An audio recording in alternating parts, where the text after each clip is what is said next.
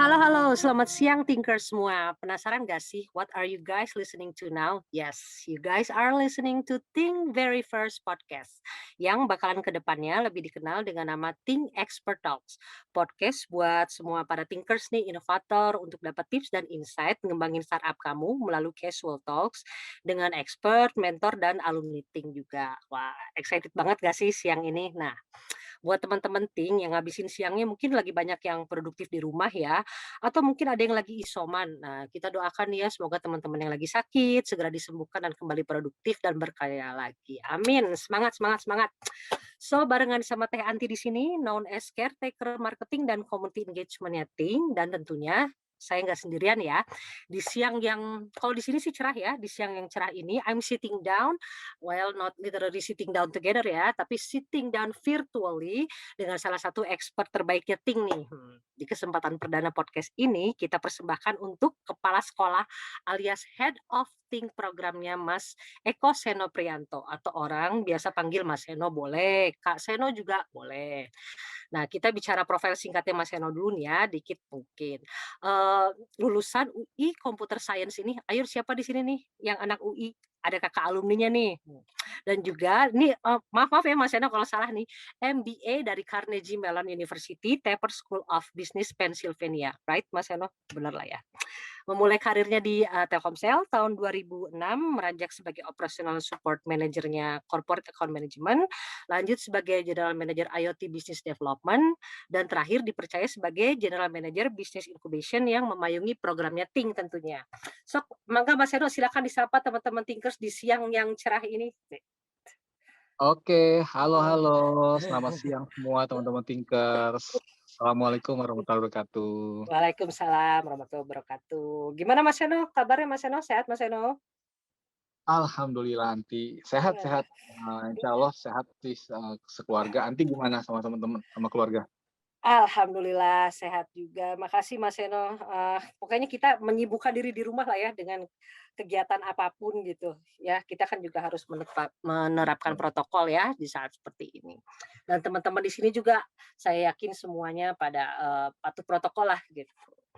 Jadi thank you Mas Seno, kita udah bisa ngobrol bareng nih ya kesempatannya di sini.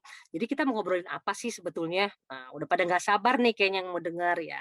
Kita bakalan gali, keruk, korek, pokoknya kita akan kupas tuntas lah semua ke Mas Seno. Tips dan trik langkah membuat winning pitch deck dan bakalan bikin pitch deck kamu nih, founder semua di sini bakalan jadi pitch deck andalan. Wih, masuk nggak tuh temanya? Harusnya bisa berguna banget lah ya buat teman-teman nih ke depannya, nggak hanya untuk program Think, tapi untuk program akselerasi lainnya lah.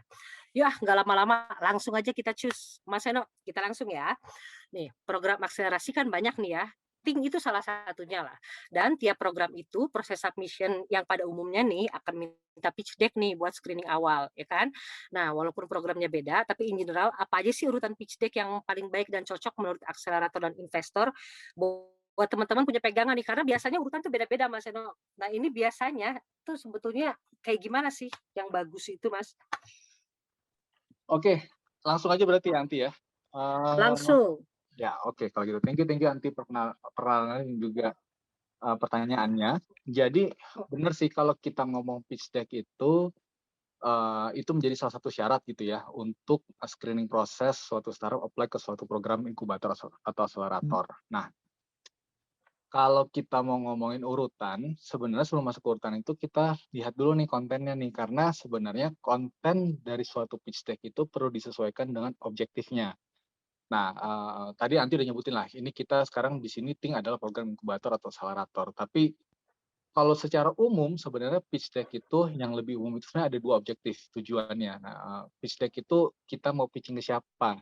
Satu yang paling umum adalah kita pitching ke investor, dan yang kedua kita pitching ke pelanggan. Nah, ini beda. Jadi tergantung objektifnya, sehingga nanti sebelum ngomong urutan kontennya aja bisa jadi beda gitu pitch-nya. Kalau yang ke pelanggan itu kadang-kadang kita sebut juga dengan istilah sales deck gitu ya. Nah, Think sebagai inkubator atau akselerator ini beda lagi gitu sebenarnya. Jadi tadi kalau yang umum adalah ke investor dan ke pelanggan, tapi kalau ke inkubator akselerator itu beda lagi karena tipe inkubator akselerator pun juga beda-beda gitu, nggak semuanya investor, nggak semuanya pure investor, nggak ada yang nggak sama persis dengan investor pada umumnya. Jadi Biasanya yang pasti itu inkubator atau akselerator itu mereka menawarkan fasilitas kan ya, mereka pasti Mmm, menawarkan fasilitas. Tapi mereka, terkait funding itu belum tentu semuanya menawarkan gitu. Ada yang memang menawarkan funding, ada yang nggak ada gitu. Nah itu jadi sehingga objektifnya jadi beda nih ketika kita pitching. Terus bagi yang menawarkan funding pun itu juga mereka skemanya bisa beda-beda gitu. Ada yang modelnya direct equity investment, ada juga yang modelnya dengan skema-skema yang lebih umum, misalnya yang banyak itu skema convertible notes gitu ya. Nah, mhm. kenapa ini saya angkat dulu? Karena sebenarnya ini menentukan konten tadi dan objektifnya apa sebenarnya ketika kita pitching. Nah, pitch deck itu model model presentasi yang modelnya deduktif. Modelnya kita build story dulu di depan, kasih data-data pendukung, nanti ujungnya baru kita kasih summary dan call to action. Kita mau minta apa gitu. Nah, ini beda, ini bukan tipe yang di depan kita langsung kasih tahuin tipenya apa yang mau kita minta gitu ya, apa yang mau kita propose, baru kita kasih data-data pendukung. Nah ini sebaliknya, kalau pitch deck itu umumnya adalah model deduktif.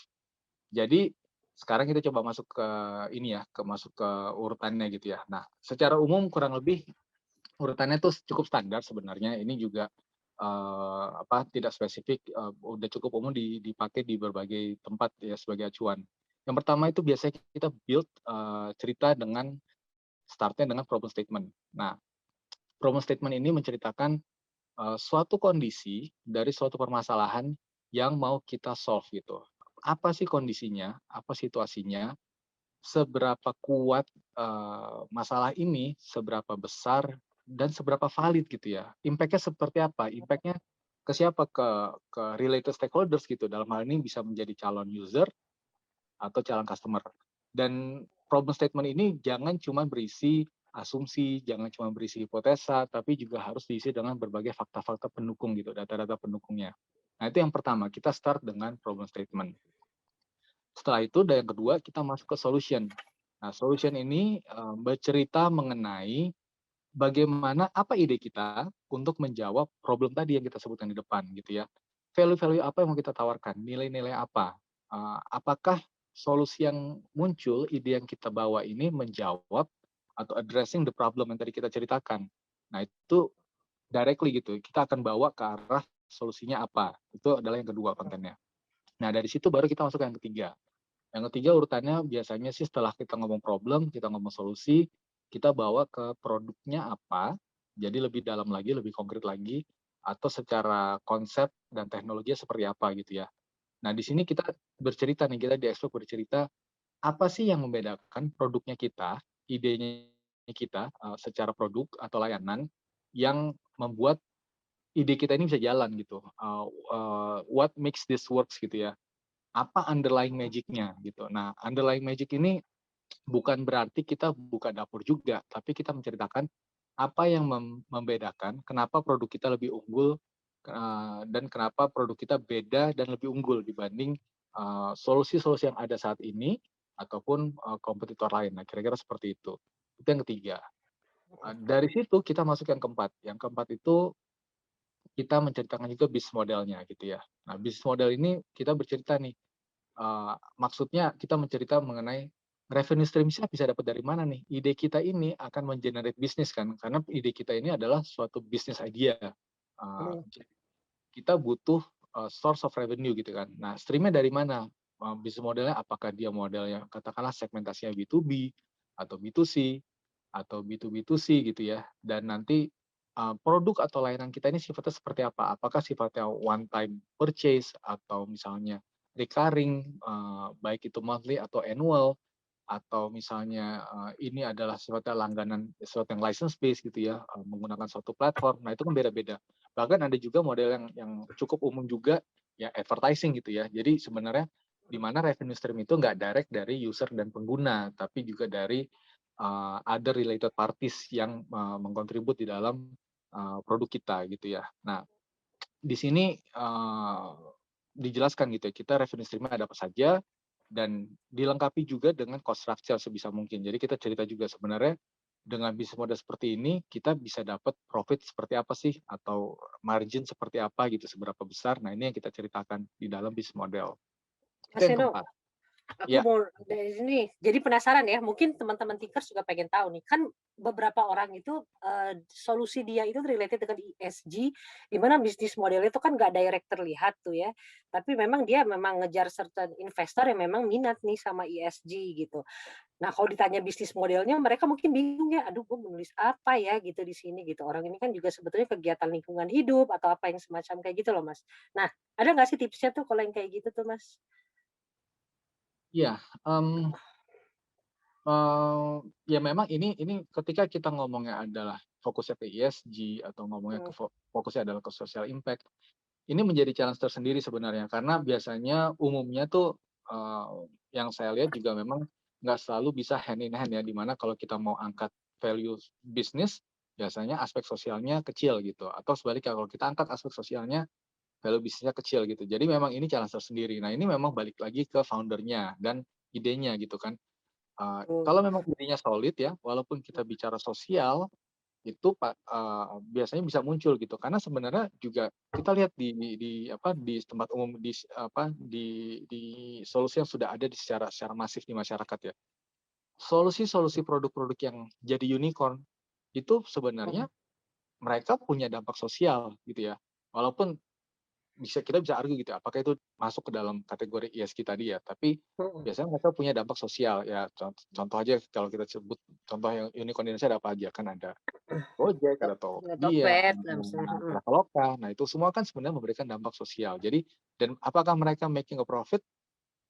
To some yes, gitu ya. Memang ada mhm, kayak contoh kalau Traveloka, mereka making a profit dari bisnis model secara umumnya, tapi to some probably not. Contoh Gojek gitu ya. Mereka mhm, di dalam bisnis ride hailing-nya mereka nggak dapat, profit, mereka masih bakar duit gitu kan. Tapi mereka mhm, muncul juga ide lainnya apa, pendukungnya apa, dengan cara model, GoFood gitu ya, dan lain sebagainya. Nah, itu mereka dapat revenue dari situ. Nah, itu yang perlu dilihat. Jadi caranya gitu, kalau memang core bisnisnya juga nggak ada nampilin bisnis model atau revenue stream, tapi harus ada dong caranya dong. Kalau nggak mhm. bisnis ini bagaimana bisa hidup? Bisnis eventually ya tetap harus ada, sustainability, harus ada profitability. Nah, ini nggak masalah di masa depan di masa sekarang belum ada, tapi, in the long future itu harus ada gitu dan plan harus ada. Jadi itu yang perlu ditampilkan. Jadi, bisnis model balik lagi itu pertanyaan nanti sebenarnya valid dan bagus gitu ya. Jadi, Mhm, mhm, idenya itu mungkin nggak selalu punya, direct revenue stream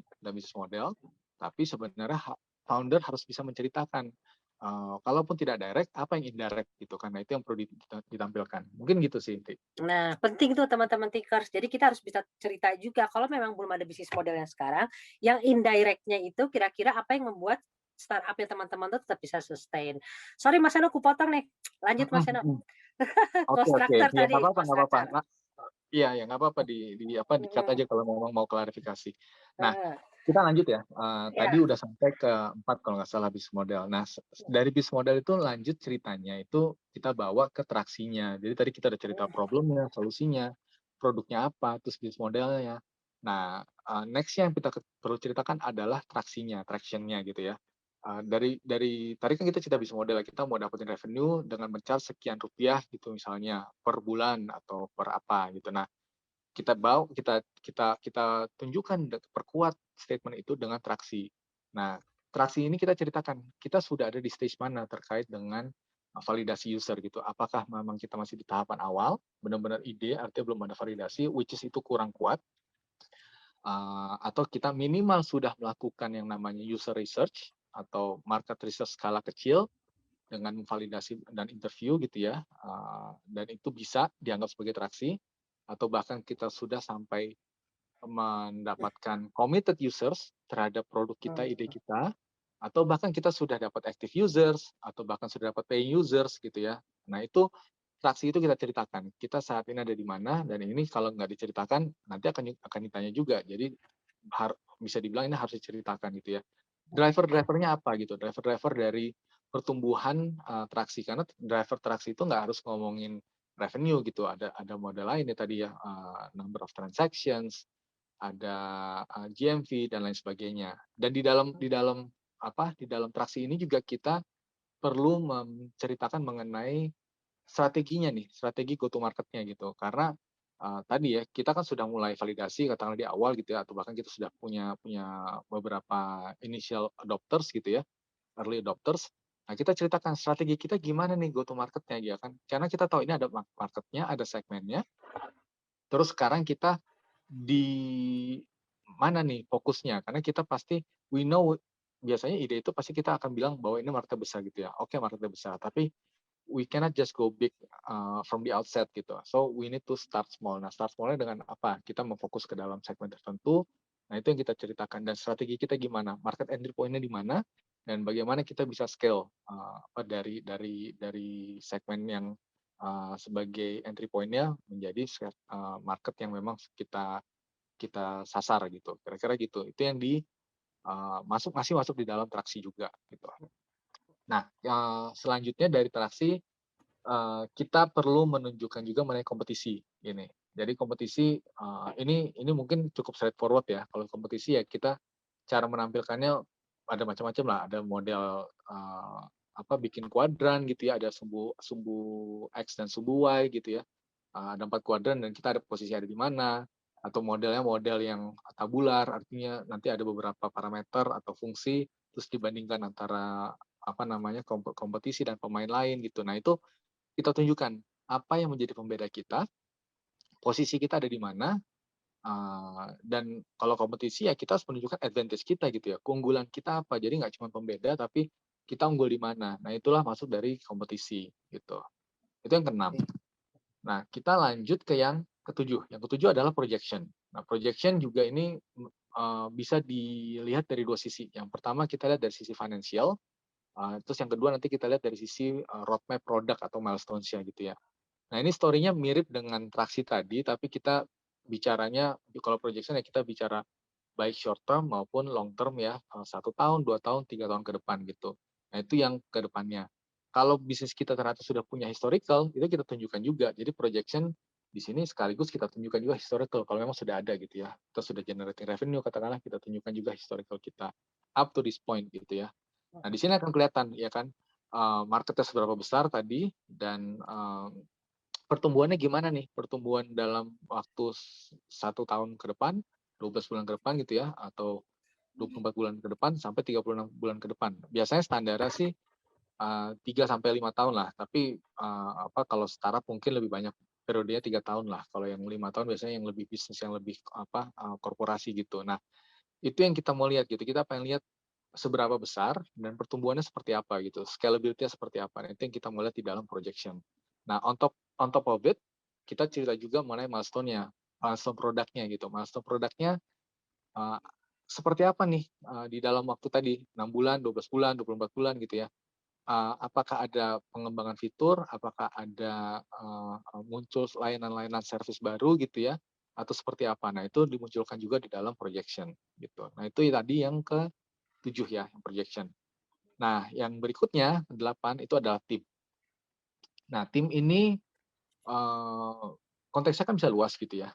Tapi di tim ini yang kita perlu fokus adalah ke founder-nya gitu. Kita pengen tahu, ceritakan founder-nya, siapa saja founders-nya gitu ya, role-nya apa, background-nya apa, expertise dan experience-nya apa gitu. Ceritakan bahwa ini adalah orang-orang yang mampu untuk menjalankan ide ini, membawa bisnis ini menjadi tumbuh besar gitu. Itu yang difokuskan di dalam slide tim gitu ya. Kalau data lain itu kita bisa lengkapi juga, misalnya seperti company profile-nya, atau size company-nya, atau investornya siapa saja gitu ya, funding round-nya sudah sampai mana gitu ya. Sama biasanya juga yang saya sering lihat akhir-akhir ini adalah advisors gitu. Nah cuman advisors ini kalau kalau gue ngelihat sih ini bukan bukan apa ya, bukan bukan poin utama yang perlu ditonjolkan di dalam pitch deck gitu. Banyak Iya nih, startup sering yang banget Mas Yono, bener. ya kan? Heeh Iya, heeh. karena kita sering lihat juga kok banyak banget yang menampilkan advisors dan ini menjadi kadang-kadang dedicated slide sendiri gitu kan, ada satu slide sendiri isinya advisor dan ini info yang nggak penting terus terang teman-teman. Karena apa? Karena yang diinvest kan foundernya, timnya, bukan advisornya. Advisornya bisa aja orang-orang besar, tapi yang eventually akan merunning ide ini siapa? Kan bukan advisornya gitu ya. Jadi yang kita lihat yang fokusnya adalah foundersnya bukan advisorsnya gitu. Itu sih. Nah terakhir, tadi udah 8, terakhir 9, asking-nya gitu ya, asking-nya atau call to action-nya. Nah ini tadi kalau kita pitch deck itu dibuat menjadi sebuah storytelling tadi yang mulai dari problem, solusi, produknya, bisnis model, traction, kompetisi, projection, tim, dan terakhir kita summary-kan. Apa yang kita minta, apa yang dibutuhkan. Nah kalau kita ngomong ke inkubator, kita sampaikan fasilitas apa yang mereka punya. Misalnya kita butuh mentornya, kita butuh eee, program bootcamp-nya, kita butuh co-working space-nya misalnya. Enggak semuanya yang kita nggak butuhkan ya jangan disebutkan gitu. Kita sebutkan apa yang kita butuhkan saja, yang nggak dibutuhkan nggak perlu di-state, make sure of it gitu. Mmm, Dan kita butuhkan itu untuk apa, termasuk funding ya, tadi saya nggak lupa mhm, lupa bilang funding, tapi termasuk di dalamnya adalah funding. Kita butuh funding sebesar apa, dan semua yang tadi kita sebutkan kita butuhkan, ini untuk apa? What for? Ya, nah, kita mhm, ceritakan, kita butuh apa saja, termasuk funding katakanlah, kalau memang itu menjadi opsi yang disediakan, kita sebutkan, dan ini untuk apa? Dijelaskan. Kita nggak cuma minta, tapi kita jelaskan untuk apa, sejelas-jelasnya, jadi jelas, terutama funding ya, funding itu harus dijelaskan butuh uang katakanlah 1 miliar, 2 miliar, atau 500 juta gitu ya. Nah ini untuk apa? Rencana aktivitasnya apa gitu, rencana programnya apa? Ini untuk mendukung apa, aktivitas marketing kah, aktivitas product development kah, atau aktivitas research kah, atau apa gitu. Nah itu harus jelas gitu, what for-nya. mmm, Nah setelah iya, kita menyebutkan itu semua, baru kita bilang, tadi kan asking-nya, nah, tapi kan asking kita harus juga kasih tahu, apa yang what do we have to offer gitu kan, what's on the table gitu. Nah, umumnya startup biasanya menawarkan equity, ya memang umumnya itu sih yang bisa ditawarkan startup gitu ya. Jadi, mhm, kita sebutkan what do we have to offer gitu. Jadi, jangan cuma asking, tapi, apa yang kita offer dan value-nya apa gitu, kita value kita fit dengan si investor, dalam hal ini adalah program inkubator atau akselerator, itu value kita apa. Nah itulah jadi, men-summary-kan dari ide kita itu ujung-ujungnya kita mau minta apa dan apa yang bisa kita tawarkan atau bisa kita, value nilai apa yang bisa kita berikan gitu ke program tersebut. Gitu sih, ini jawabannya agak panjang Lam ya, boleh, tapi tapi ini kira-kira seperti itu. manfaat banget, Nah, bagus banget, aku juga langsung, wah banyak hal nih ya yang bisa aku pelajari juga. Tapi gini kan, Mas Yono tadi bilang terakhir tuh ya, ada call to action, asking apa yang dimau. Nah ini penting banget nih thinkers, soalnya kadang-kadang kita lihat kalau orang-orang tuh kirim pitch deck gitu, beberapa lah ya, nggak semua memang, itu akan kirim pitch deck template yang memang dia akan sebar ke beberapa program yang sama gitu. Jadi harusnya, kalau misalnya, nanti thinkers di sini mau ikut, program manapun, think atau manapun, tentunya harus tahu apa yang program itu punya dan apa yang diminta gitu. Jadi harus, tahu jelas gitu mengenai hal itu karena balik lagi Mas Yano bilang objektifnya ada 3 kan, investor, akselerator, atau buat pelanggan atau sales deck tadi, gitu sih. Mungkin lanjut nih Mas Yano karena udah panas nih ya, biar kita lanjutin aja. Nah dari semua urutan tadi Mas Yano sampaikan itu, apa sih kira-kira yang dianggap paling poin-poin yang penting banget untuk di-highlight dari semuanya gitu? Karena kan mungkin dari beberapa startup ini ada yang traksinya tuh memang dia baru baru idea gitu. Dan kira-kira apa sih yang bisa gua highlight lebih bagus dari sekian banyak poin yang penting Mas Vino sampaikan tadi? iya iya. Oke, ya kalau buat saya semuanya penting gitu teman-teman. Jadi, nggak ada yang nggak penting kalau kalau kalau apa, kalau tadi urutan dan konten itu kita sudah filter gitu ya, apa saja yang memang, penting, yang artinya di luar itu, bisa jadi walaupun itu, teman-teman miliki informasinya, tapi tidak harus dimunculkan di pitch deck. Nah, tapi gini ya, mungkin kita perlu lihat juga dari sisi, eee,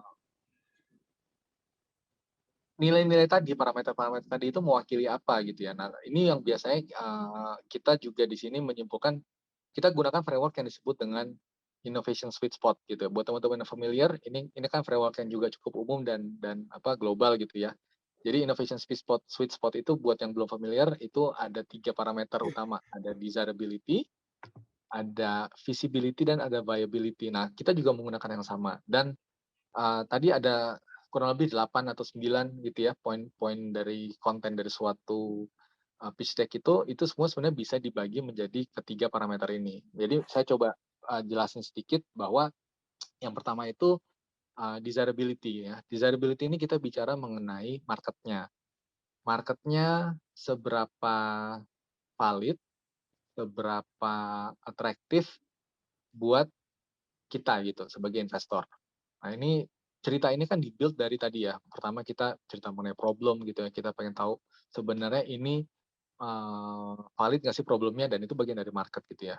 Dan solusinya juga, solusinya apakah memang ini menjawab permasalahan dari problem tadi gitu. Kadang-kadang, banyak dan ini banyak loh, cukup sering loh, kita ngelihat bahwa, di slide kedua saja sudah nggak kurang kurang addressing problem di di slide pertama gitu. Jadi slide pertama udah cerita suatu problem gitu ya, macam-macam A, B, C, D, E, ternyata di slide kedua ketika ngomong solusinya, it doesn't really address all the problems that, you, stated in the previous slide gitu. Nah ini menjadi, sesuatu yang menjadi, red flag duluan nih di awal-awal pada saat pitching gitu.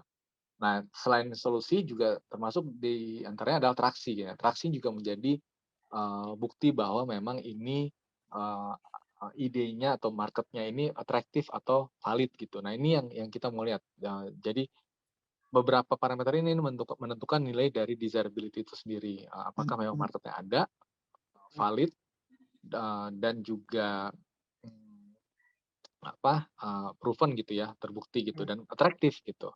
Nah itu yang pertama, desirability. Yang kedua, visibility. Nah visibility ini cerita mengenai apakah memang, eee, produknya dan juga timnya itu mampu dibangun atau bisa membangun gitu ya. Jadi ini dua sudut pandang nih teman-teman. Yang satu ada sudut pandang produknya, yang kedua sudut pandang timnya. Nah ini juga tadi sebenarnya diceritakan di bagian dari pitch deck itu ada produknya atau teknologinya, terus ada kompetisinya, terus ada cerita mengenai tim kan. Nah tiga tiga hal ini mengkontribut terhadap nilai visibility gitu. Kita pengen lihat apakah produknya ini memang produk yang bisa dibangun, katakanlah.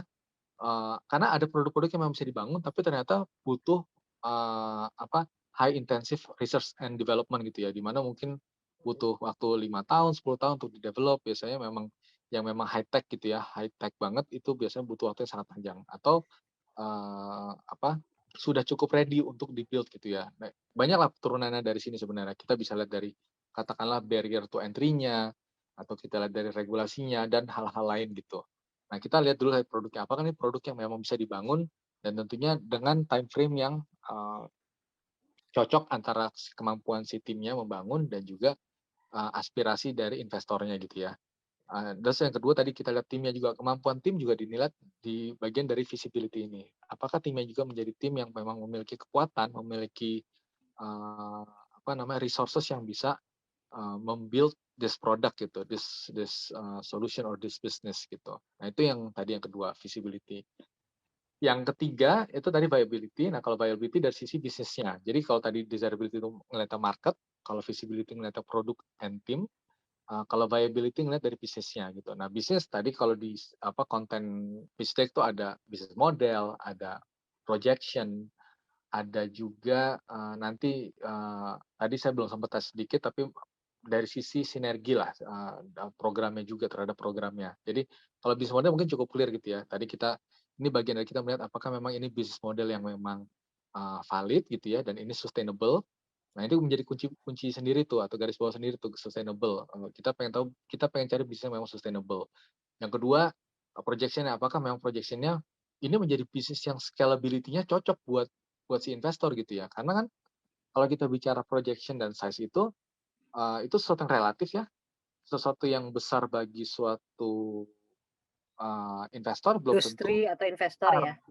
bagi Mhm investor mhm. yang lain gitu kan, dan begitu juga sebaliknya gitu. Jadi ini sesuatu yang relatif. Nah kita perlu lihat juga. Jadi nanti, buat investor dia akan lihat apakah memang projection-nya fit dengan, dengan aspirasi dia gitu ya. Katakanlah tadi kalau nanti bilang industri, Mhm suatu perusahaan korporasi memang dia sudah punya bisnis yang memang katakanlah puluhan triliun gitu ya, mhm. ketika ngeliat suatu bisnis baru, ide baru yang nilainya ratusan juta, ya tentunya nggak masuk di dalam, tesis, investment atau inovasi di dalam perusahaan ini gitu kan.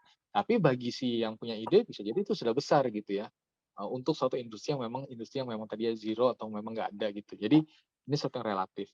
Nah yang ketiga, tadi sinergi. Jadi, eee eee, sinergi ini sebenarnya kata eee, tadi Anti sempat bilang ya bahwa startup ini, di pertanyaan pertama tadi perlu mengkurasi atau pitch deck-nya ini untuk sesuai dengan tujuan si investor yang dia pitch gitu Hmm, ya. hmm, Pengalamannya hmm. apa. Jadi dia harus lihat. Jadi jangan cuma punya satu template untuk semua gitu. Nah, satu Dan template sebar semua gitu ya. betul Template tahun dan lalu dipakai tahun ini, ada juga Mas Eno. betul. Nah, betul. Kan, tadi kita pisahkan tujuannya apa, apakah untuk dapat investment atau untuk dapat pelanggan, itu aja udah beda. Tapi ini pun juga nggak bisa one for all juga, jadi kita lihat juga. Karena harus di-custom, tadi kan kita bicara apa yang bisa kita offer. Kalau kita nggak ngecek siapa yang kita invest, nggak bisa kita meng-offer hal yang sama untuk semua gitu ya. Sebagian besar mungkin bisa dipakai, tapi nggak akan 100%, harus di-tailored atau di-personalize. Jadi Hmm, salah satu caranya apa ya, dilihat programnya, cari tahu tentang programnya gitu ya.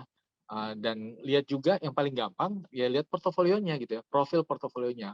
Kalau dulu saya jadi ingat gitu, dulu kalau saya apply sekolah gitu ya, suatu universitas, apa yang akan kita lihat, yang saya lihat sih adalah class profile-nya. Class profile-nya di sana seperti apa program ini gitu ya. Nah, itu cocok nggak dengan background yang gue miliki gitu, secara misalnya background pendidikannya atau skor skor tes masuknya dan sebagainya gitu. Apakah profil kita cocok? Nah, ini juga sama sebenarnya. Kita mau apply masuk di suatu program atau suatu visi, kita cek juga portofolionya cocok apa enggak gitu. Karena setiap setiap investor itu punya tesis investment beda-beda gitu ya, fokusnya beda-beda. Jadi nggak semuanya sama.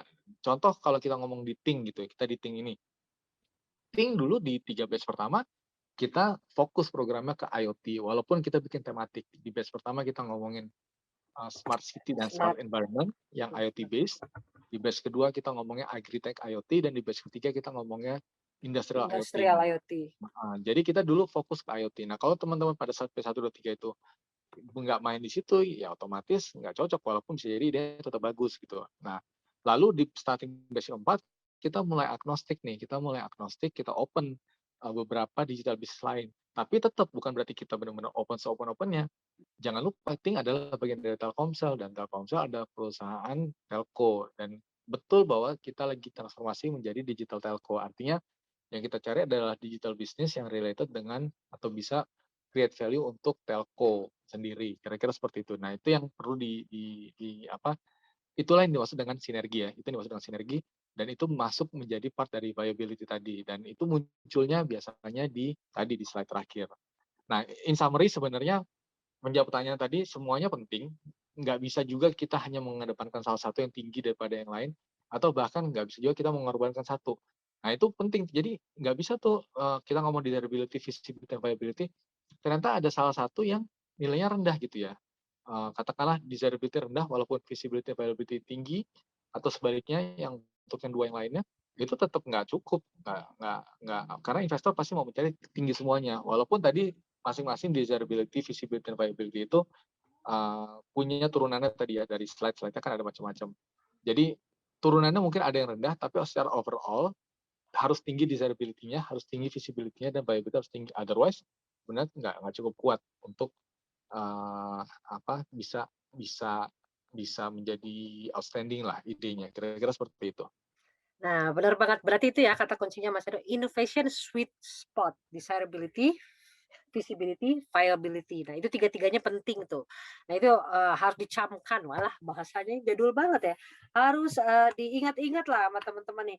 Jadi itu ibaratnya kayak puzzle. Kalau tiga itu tuh harus ketemu gitu. Kalau enggak nanti nggak bisa kalau bolong salah satu gitu kan ya. Nah, ini lanjut nih Mas Eno.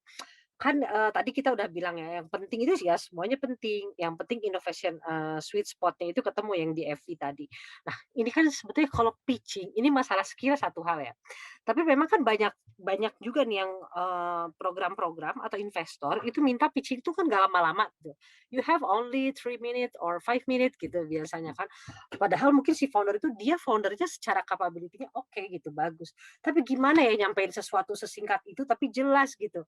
Gue harus ngomong apa ya? Ada tipsnya nggak sih Mas Eno gitu apa yang harus dilakukan sehingga waktunya itu fit in lah, let's say 3 menit lah ya, 3 menit itu dia bisa cerita semuanya dengan lengkap dan berkesan gitu.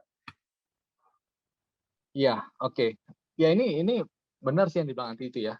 Tapi gini, mungkin eee eee, tadi kan sebenarnya pitching itu biasanya sudah di tahap berikutnya. Jadi mungkin kalau kalau tadi, kalau kita bicara dari konteks program ini ya, akselerator dating-nya, ataupun saya rasa di program lain juga mirip-mirip. Biasanya sebelum masuk ke pitch, screening dulu nih pitch deck-nya. Jadi sebenarnya pitch deck-nya dulu tadi kan, sudah dijelaskan di pertanyaan pertama, apa saja konten yang perlu gitu. Nah itu menjadi tips pertama sebenarnya. Jadi kalau bisa jangan melebar dari situ kontennya gitu. Batasi di situ gitu ya. Dan the point is pitch deck-nya itu menjadi screening pertama untuk kita bisa dapetin kesempatan untuk pitching gitu kan. Dan artinya di dalam pitch deck ini make it simple, tapi juga harus clear atau cukup jelas gitu ya. Make it concise as well gitu. Jadi kalau bahasa Indonesia biasanya bilangnya singkat padat jelas gitu ya. Nah ini mau ngomong visual, mau ngomong tekstual atau apa, tekankan pada key story dan juga key messages-nya gitu. Nah, mmm, dan gini, waktu pitching itu beda-beda sih. Jadi tadi kalau nanti bilang 3 atau 5 menit gitu ya, ya itu biasanya model pitching di kompetisi gitu. Benar, Mhm, kalau model mhm, pitching pitching di kompetisi biasanya sekitar 3 sampai 5 menit karena total time-nya yang dialokasikan biasanya biasanya sih nggak sampai setengah jam gitu, biasanya kurang dari setengah jam. Kadang-kadang 15, 20, atau 25 menit, kurang lebih seperti itu per startup gitu. Tapi nanti ada juga kalau kita sudah dapetin nih, kita lolos dari tahap kedua ini dan nanti, masuk ke tahap berikutnya, itu biasanya kita akan dapat waktu yang lebih lama. Nah, waktu yang lebih mhm. lama itu kadang-kadang kurang lebih sejam lah, antara setengah jam sampai 1 jam. Nah, itu sebenarnya pitching-nya bisa jadi lebih lebih cepat. Nah, ini jadi keinget juga, buat teman-teman yang familiar, Mhm. mungkin pernah dengar juga, 10, 20, 30 rule-nya Guy Kawasaki gitu ya. Nah, kalau yang belum familiar, jadi 10, 20, 30 rule-nya ini, 10-nya itu slides, number of slides, batasi 10 slide. Kalau tadi, di depan gue sempat bilang ada 9 konten, ya itu 9 kontennya, tapi slide-nya mungkin kalau memang perlu nambah, maksimal batasi sampai 10 slide lah secara konten. Nah, sisanya nanti bisa di-prepare sebagai backup slide kalau memang masuk ke tanya jawab gitu ya. Tapi untuk dikirimkan sebagai your pitch deck atau your main slides gitu ya, itu jangan lebih dari 10 slide untuk kontennya. Terus 20-nya itu adalah 20 minutes gitu, time untuk presentasi. Nah, ini konteksnya sebenarnya kalau dalam hal ini konteks kalau kita punya waktu 1 jam gitu ya. Maka Mhm. kita punya waktu yang lebih banyak, tapi batasi jangan lebih dari 20 menit. Karena seorang founder karena dia yang paling menguasai produknya, sebenarnya kalau dikasih waktu 1 jam untuk ngomong, dia bisa aja cerita 1 jam sebenarnya kan. Iya. Kita pun bisa diceritakan gitu. Tapi ketika kita punya waktu 1 jam, kita batasi 20 menit dan sisanya dipakai untuk diskusi 40 menit. Nah, ini menjadi key, kenapa tadi muncul batas waktu 3 sampai 5 menit untuk pitching, karena kalau biasanya kalau kompetisi startup kan banyak gitu ya. Beda dengan investor, kalau investor itu bukan kompetisi, investor memang dia punya dedicated time yang lebih panjang gitu. Nah, kalau kompetisi karena banyak, otomatis jatah per startup itu nggak nyampe setengah jam. Tadi 15, 20, atau 25 menit gitu. Dan in this case maka kadang-kadang ada juga yang ngasih waktu misalnya lebih dari 5 menit, tapi even if that's the case, sebenarnya founder harus latihan gitu. Jangan sampai idealnya sesingkat mungkin gitu. Jangan sampai di atas 5 menit, idealnya 3 menit udah cukup gitu ya untuk cerita. Jadi tadi sih, pakai rule 10 oh ya tadi 30-nya belum dijelasin. Nah, 30-nya adalah font size gitu. Jadi, karena tadi we don't want to put a lot of noise and information in one slide gitu ya. Cukup key-nya saja dan apa namanya, yang penting message sampai karena in the end sebenarnya slide ini menjadi alat bantu untuk founder deliver pitch-nya gitu ya. Nah, eee, jadi sebenarnya waktu 3 menit ini waktu yang perlu dilatih oleh para founder untuk bisa deliver pitch-nya dengan, apa, dengan slide tadi. Dan tadi rule 10, 20, 30 itu melatih sebenarnya. Kecuali mungkin 20-nya ya, karena itu ngomong minutes. Tapi, 10 dan 30 rule-nya itu membantu untuk kita latih. Jadi kuncinya founder harus latih terus dan itu bisa kok. Jadi, mmm, kita punya konten, kita punya slide, dan itu kita kita latih untuk bisa deliver dalam waktu 3 sampai 5 menit. Dan, jangan apa ya, jangan, karena untuk waktu yang singkat, kalau waktunya cuma 3 sampai 5 menit, ya sudah, artinya dipilih-pilih gitu, filter. Nggak semua informasi harus diceritakan. Save some of the information for detail more discussion. Toh juga nanti ada waktu untuk question and answer. Jangan malah waktu untuk question and answer-nya dikorbankan karena mau cerita semua pada saat pitching. Lebih baik disisakan buat tanya jawab, diskusi daripada mengorbankan sisa waktu diskusi karena untuk menceritakan semua di dalam pitching-nya. Kira-kira gitu sih. Ya, bener-bener banget tuh. Kuncinya itu ya, key message dan latihan. Teman-teman tuh emang harus latihan. Jadi ketika dipanggil lolosnya, pertanyaan 1 dan 2 tadi itu udah berhasil, deck udah oke, ketika harus lanjut ke pitch deck itu harus bener-bener latihan berkali-kali gitu di depan, apa ya, cermin atau misalnya juga nge-record dan tanya deh sama temen juga pendapatnya, itu tuh penting banget. Sama, save detailnya untuk Q&A ya, tadi Mas Eno bilang. Nah, Mas Eno, nah Ting ini kan kita lanjut ya, Ting ini kan juga kita sebagai, virtual first lah ya, kita selalu mengedepankan bahwa kita, program yang mengutamakan kegiatan apapun virtual. Memang pada kegiatannya sekarang apalagi lagi PPKM yang diperpanjang terus gitu kan, semua kegiatan virtual, online, termasuk juga tentunya pitching. Nah, beda kan dengan dulu, mungkin teman-teman Thinkers di sini ada yang pernah ngerasain pitching offline, atau mungkin ini adalah first time experience-nya teman-teman mau, melakukan pitching gitu, online. Nah, sebetulnya kan enak nggak enak ya, kalau online kita bisa baca teks gitu kan, lihat, bisa, mungkin juga tatap-tatapannya nggak langsung, itu kan secara psikologis membawa kesan yang beda. Tapi gimana caranya kita sebagai founder itu bisa memberi kesan yang bagus, saat kita pitching online. Walaupun sekarang kalau online kan pasti si founder itu akan kelihatan kecil gitu karena slide-nya yang besar gitu. Walaupun opsinya bisa di-switch sih sebetulnya. Cuma gimana supaya dia itu online tapi dia tetap, punya gestur atau hal-hal lain yang kelihatannya bagus. Ini lebih bukan konten pitch-nya ya, ini lebih ke, sisi pribadinya si founder itu sendiri lah, kira-kira gitu nih. Mas Eno kan jam terbangnya udah tinggi melayang nih Mas Eno untuk nilai-nilai startup nih. Mungkin Mas Eno juga bisa punya, ini kali ya, pandangan, tips ini buat teman-teman nih. Iya iya. Ini pertanyaan, penting juga nih, Mhm. penting banget ya. Jadi Mantap lah ya Mas Eno.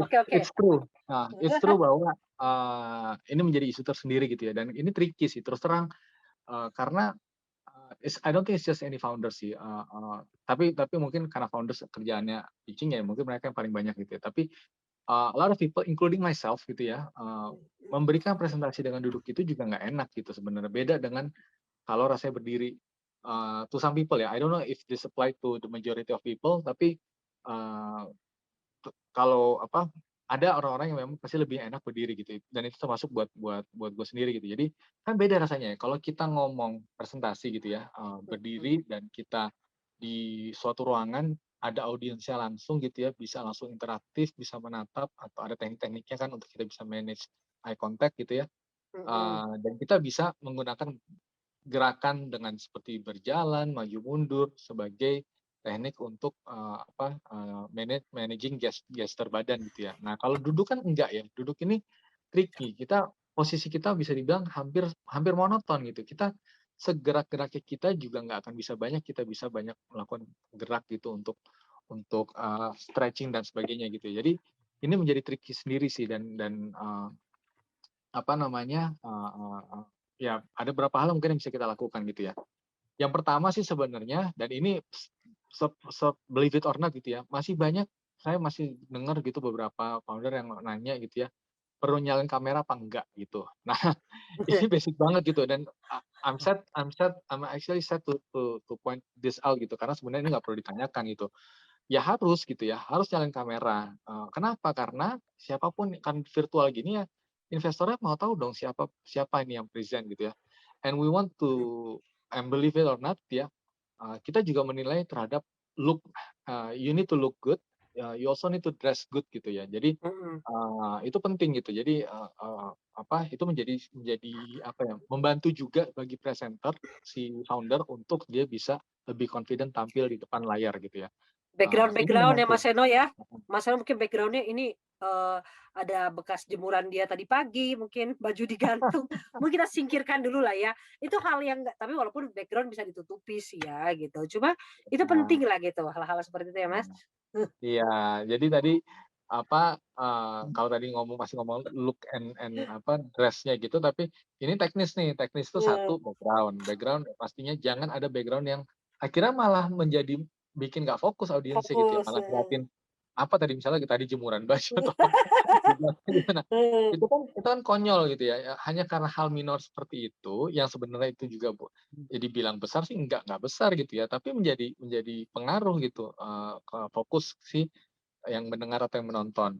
Yang kedua, ini masih teknis juga nih, ya koneksi juga pastilah, cari koneksi yang stabil gitu ya, jangan sampai ada di tempat yang koneksi yang nggak stabil, itu harus diamankan gitu. Yang Mhm. ketiga, noise juga, kita harus berada di lokasi yang memang kondusif secara background suara, karena nggak cuma Mhm. background apa tadi, uh, visual, tapi juga background suara, kalau bisa di tempat yang tidak banyak noise-nya, background Mhm. sound-nya gitu ya. Nah ini Mhm.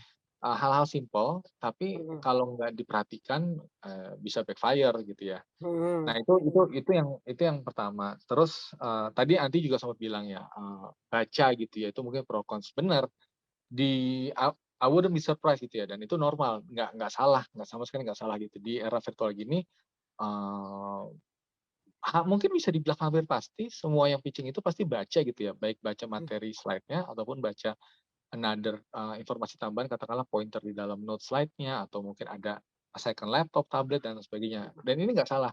Tapi, karena ini ya ini it's okay gitu, tapi yang penting adalah penguasaan materi tadi. Jangan sampai karena kita udah punya teks gitu ya untuk kita baca, kita udah punya pointer, akhirnya kita nggak prepare. Tetap harus harus be prepared gitu, be prepared, menguasai materi, otherwise percuma percuma, otherwise kita hanya akan baca baca teks doang dan itu akan disadari oleh yang mendengar.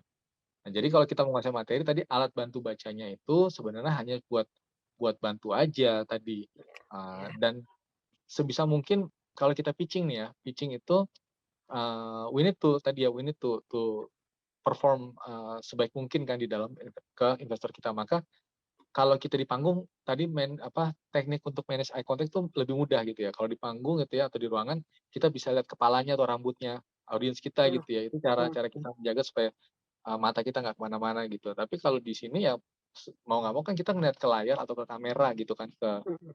ke webcam-nya gitu. Nah, Eee, artinya tadi kalau baca pun juga bacanya, kalau kita baca benar-benar baca bisa jadi ini nggak apa, kurang kurang kurang terlihat profesional gitu ya. Jadi Mhm. tetap tetap manage eye contact ke dalam kamera gitu ya. Wah. Jaga senyum gitu ya, face Mhm. expression, jaga senyum itu juga harus gitu, jangan jangan jangan terlalu kaku juga gitu ya, dan intonasi, tone bicara, struktur dan kejelasan suara gitu ya, juga itu harus harus dijaga gitu. Mhm. Mmm, terkait performance ini juga sebenarnya, eee, fokus ke konten sih. Kadang-kadang kita juga, lagi menjelaskan sesuatu gitu ya, Mhm. ternyata ada ide baru muncul di kepala, terus akhirnya jadi melebar terlalu jauh gitu ya. Nah itu juga sebenarnya ini nyambung dengan pertanyaan sebelumnya juga gitu, dari sisi waktu kan ini bahaya, jadi fokus ke kontennya. Jangan terlalu melebar ke mana-mana, nanti pembahasan yang lain itu bisa dibahas pada saat tanya jawab, nggak masalah gitu, tapi fokus ke konten, jangan terlalu keluar dari jalur gitu. Jadi kurang lebih gitu, dan Anti tadi juga udah menekankan kembali praktis gitu ya, latihan, itu penting itu, mock up tadi Mhm. Anti bilang, mock up Iya benar. mock up sendiri ataupun dengan teman gitu ya, tapi itu Mhm. menjadi penting kan. Sama Ya, teman tuh bagus untuk ngelatih pede ya, karena kalau kita latihan sendiri sama tiba-tiba diliatin orang itu beda, dan itu harus perlu juga. Menurutku sih gitu Mas Eno, biar lebih pede ya. iya iya benar benar, jadi itu sih, mock up juga penting itu. Jadi, eee, ya gitu ya kurang lebih ya, dan mungkin Mhm. terakhir ini sih, jangan lupa audiens gitu ya, karena ini kan dua arah gitu, dan sebagai yang present juga aneh kan, kadang-kadang kita juga present ke layar dan kadang-kadang semuanya yang audiensnya juga matiin kamera gitu kan. Kadang-kadang kan kita juga aneh gitu, kita ngomong sendiri ke layar gitu ya, tapi itu harus dilatih, kalau enggak itu akan Mhm. menjadi aneh gitu. Dan, eee, pahami juga dari sisi audiens, gimana cara kita bisa grab atensi audiens gitu ya, slide-nya itu one thing gitu, tapi kalau lagi pitching, kita pengen audiens juga fokusnya ke kita, bukan ke slide-nya. Otherwise percuma kita ngomong, kita nggak didengerin gitu. Jadi trik-trik tadi itu membantu supaya audiens juga menjadi fokus ke speaker-nya instead of ke slide itu. Slide nanti ya atau bolak-balik gitu antara slide dengan speaker. Dan, dengan melakukan trik-trik tadi, bisa jadi nanti audiens itu yang tadinya mungkin layarnya, lebih besar screen buat, slide-nya gitu ya, dan Mhm. screen buat si speaker-nya itu kecil gitu, bisa jadi diperbesar gitu ya. You know what I mean ya. Jadi, Iya iya. kebayang. Jadi sebenarnya all those tricks itu akan membantu untuk kita menarik audiens untuk, memperhatikan kita gitu. Karena ini menjadi penting.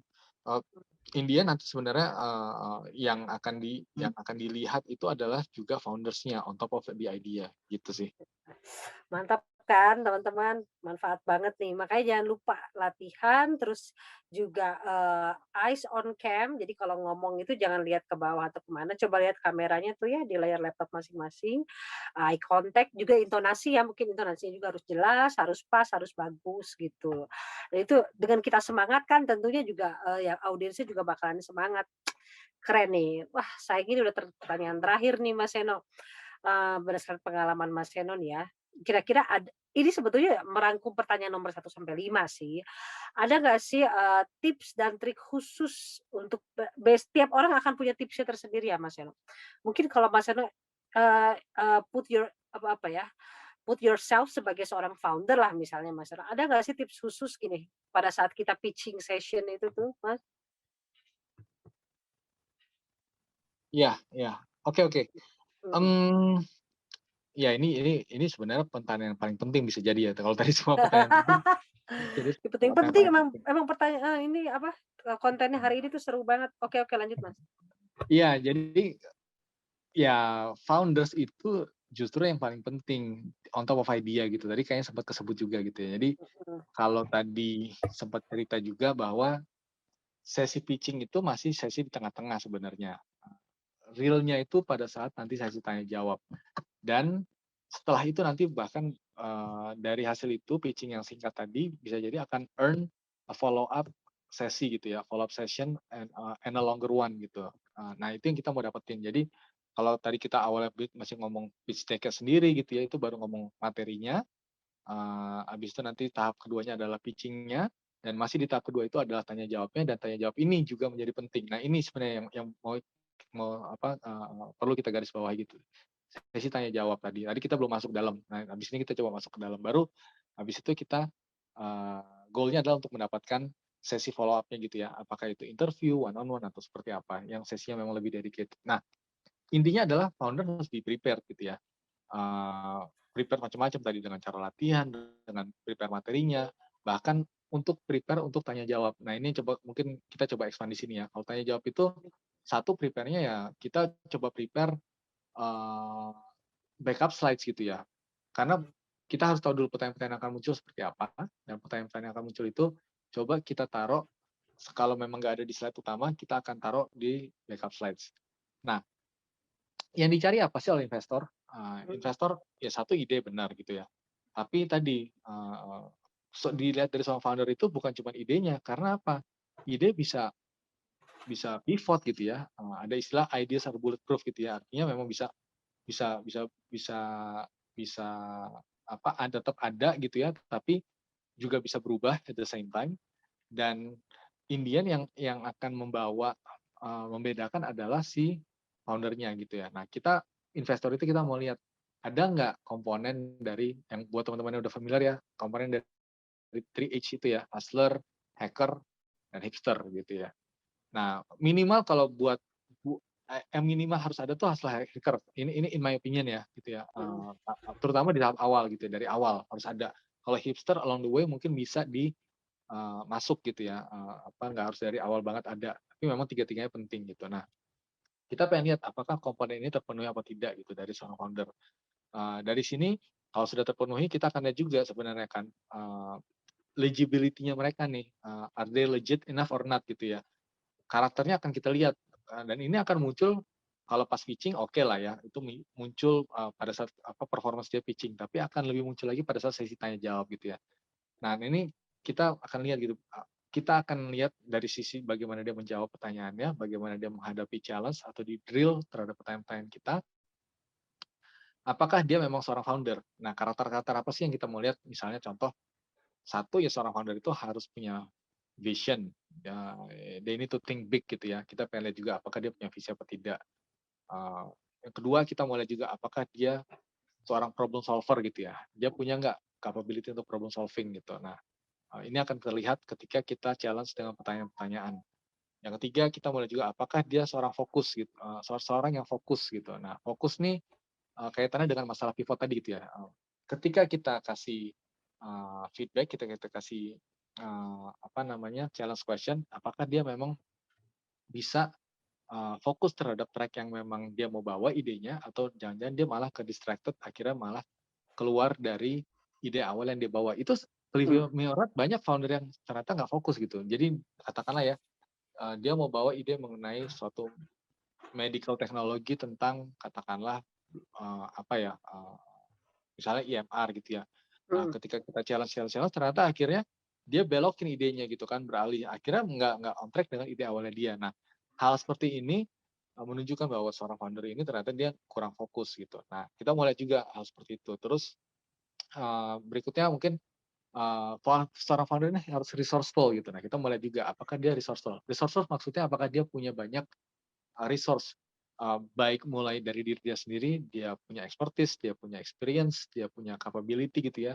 Tapi juga yang lain, apakah dia punya network, atau minimal dia harus punya akses gitu ya, akses terhadap network, akses terhadap tadi other kind of resources gitu yang mungkin dia sendiri nggak miliki. Nah, itu yang kita mau lihat dimiliki gitu. Dan terakhir karakternya adalah karakter resilience gitu. Memang dia kuat di situ ya.